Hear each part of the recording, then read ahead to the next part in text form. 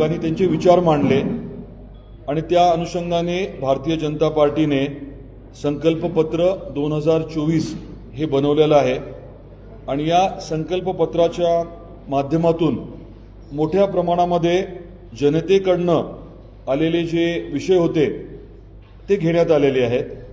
त्यापैकी साधारण 25 जे महत्त्वाचे प्रमुख मुद्दे आहेत हे आपल्यापर्यंत आम्ही एका पत्रकाच्या द्वारे पोहोचवतोय आणि त्या 25 मध्ये काही आपल्याला आपल्या जिल्ह्याच्या दृष्टीने आपल्या भागाच्या दृष्टीने जे जास्त महत्त्वाचे वाटतात अशा 12 मुद्द्यांच्या बाबतीमध्ये मी काही विचार मांडणार आहे।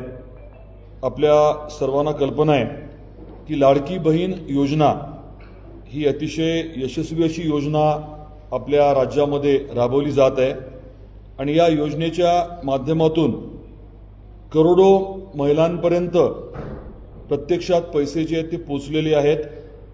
दुर्दैवाने विरोधक या बाबतीत काही गैरसमज पसरवत होते। योजनेच्या बद्दल ती योजना तात्पुरत्या स्वरूपातली आहे, काही महिनेच चालेल, तिजोरीवरती खूप ताण पडतोय वगैरे वगैरे सांगण्यात आलं होतं। परंतु दुसरीकडे याच विरोधकांनी आम्ही निवडून आलो तर दर महिन्याला 3000 रुपये देऊ खटाखट असं सांगितलं होतं।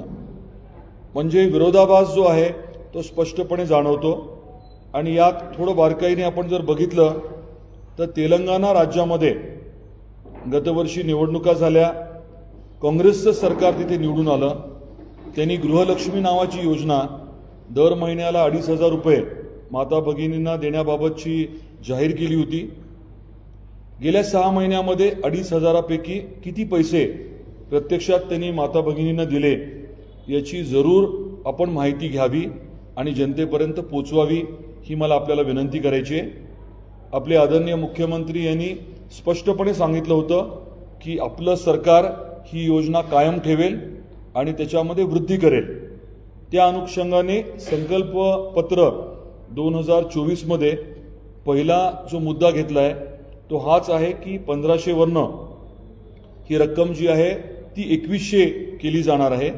म्हणजे वर्षाला 25,200 रुपये हे माता भगिनी जे आहेत मुख्यमंत्री लाडकी बहीण या योजनेच्या लाभार्थ्यांना वर्षाला 25,200 रुपये मिळणार आहेत। याच्याच बरोबरीने जे निराधार आहेत त्यांना जी रक्कम दिली जायची त्याच्यामध्ये देखील वाढ करण्याचं ठरलंय। वृद्ध पेन्शन धारकांना जो काही सन्मान निधी दिला जातो तोही महिन्याला 2100 करण्याचा संकल्प जो आहे तो आपल्या महायुतीने भारतीय जनता पार्टीने केलेला आहे। शेतकऱ्यांना मिळणारं कर्ज जे आहे ती सन्मान निधी जो 12,000चा आहे तो 15,000 करण्याच्या बाबतीत देखील एक महत्त्वाचा निर्णय जो आहे तो या संकल्पपत्रामध्ये आवर्जून त्याचा उल्लेख केलेला आहे।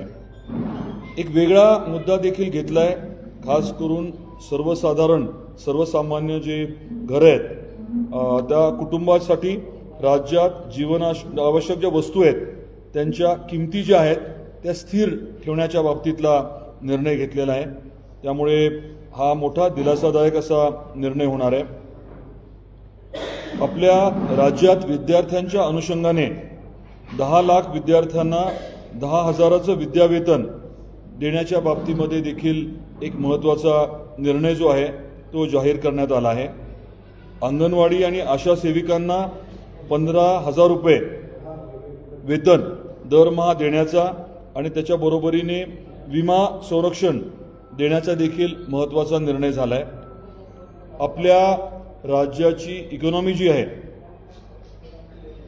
अर्थव्यवस्था जी आहे ती $1 ट्रिलियन करण्याच्या बाबतीतलं लक्ष्य जे आहे ते भारतीय जनता पार्टीने ठेवले आणि ते साकार करण्यासाठी अगदी नियोजनबद्ध प्रयत्न केले जाणार आहेत। शेतकऱ्यांसाठी दिलासादायक अजून 2 मुद्दे आहेत। पहिला मुद्दा म्हणजे SGST जो कर खतावरती भरला जातो त्याचा परतावा, म्हणजे खतावरती जो टॅक्स भरला जातो GST टॅक्स स्टेटचा तो परत शेतकऱ्या